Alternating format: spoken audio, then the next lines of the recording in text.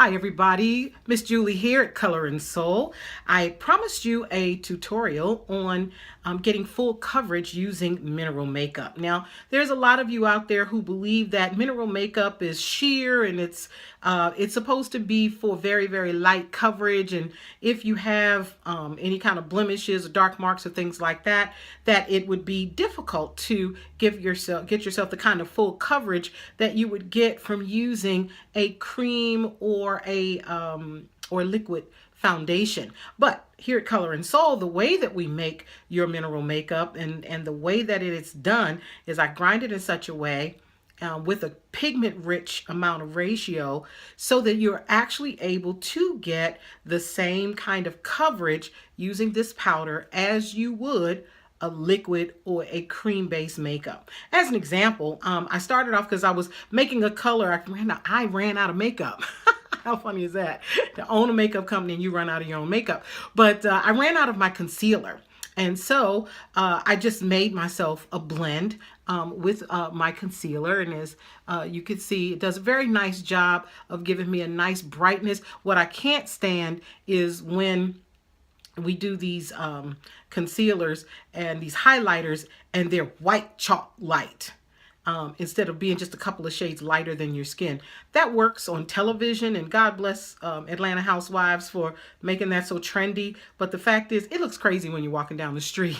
So we want to be able to modify things that we see on television so that they actually work for you and work in your favor in person. So, you know, it's a great thing to look great in a picture, but you also want to look great when people see you face to face. So what I'm going to do is I'm going to show you not only about getting a nice balanced even coverage with your base foundation, but also how to use minerals to highlight and contour as well. Okay, so here goes. So the first thing, I've been experimenting with these paddle brushes. I have to say, I do like them. I do like them. I know the company of Origin, the brushes are really, really, really expensive. And we've been able to find them on Groupon and other places for very inexpensive. I thought about carrying them, but they've been so saturated in the market. You know, you can get them for a lot cheaper. I would really rather offer you things of really good, high quality, yeah, at good prices or what have you. But honestly, to be able to get a full set of this kind of brush, like on a Groupon for 28 bucks, was just unbeatable. And so I said, okay, I'll just tell you about it, share it with you. I will say that I like the big brushes. I do not like the small brushes that come in this set. So if you're able to get brushes like these, but you're getting, just get the set that has the big powder brush, as well as the blush brush, as well as the highlighter, you know, or contour brush.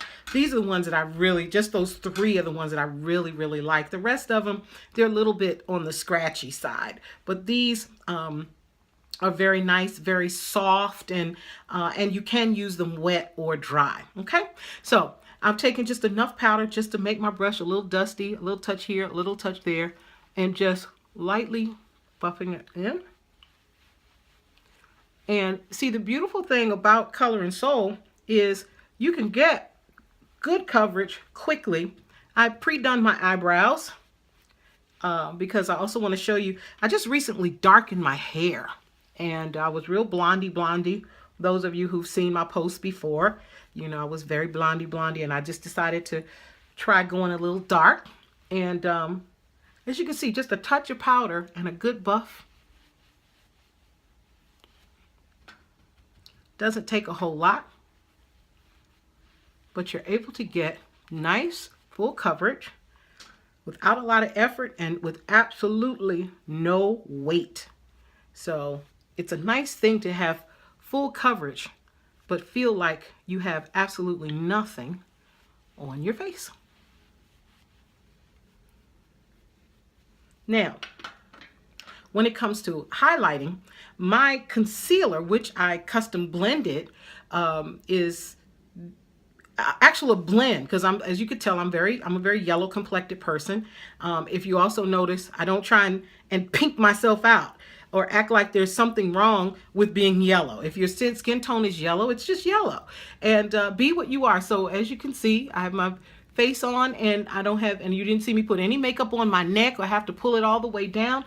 And that's because the color matches. It matches my skin exactly. Why ruin your clothes and get things all over your collar trying to make your face something that it's not? If it is what it is. The point is your skin smooth? Is your complexion looking clean and clear? That's the point. It's not about changing your skin tone because somebody has told you that yellow is a horrible bad thing. If you got yellow skin, great. If you don't, if you got nice coppery skin with lots of pinks in it and your redder makeup looks good on you, then okay. But changing your whole skin tone is just so against what we stand for here at Color and Soul. It really is. If it's in your skin, it should be in your blend with a little bit of what's opposite, just for the sake of toning your skin. So I'm going to take a little bit of my concealer, and you're going to come in right in here. And I just want you to see, I know I have a lot of professionals who are often watching and looking at what's out there. And so I'm speaking to my pro artists right now and just letting you know that this is mineral-based makeup. And you see how well the coverage is when it comes to highlighting. And here at Color and Soul, as a client, when you come in, not only once I make your base color, then from your base color, your blushes and your highlighters and your contour makeup is made based on your skin tone.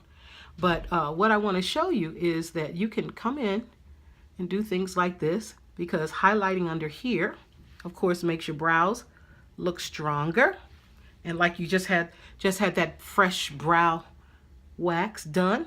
And so it just kind of makes everything. You can actually do your makeup in such a way where you're just naturally refreshed, so that you don't have to have a whole lot of eyeshadow and a whole lot of color on. All I did was take a little bit of, brow color and highlight my brows.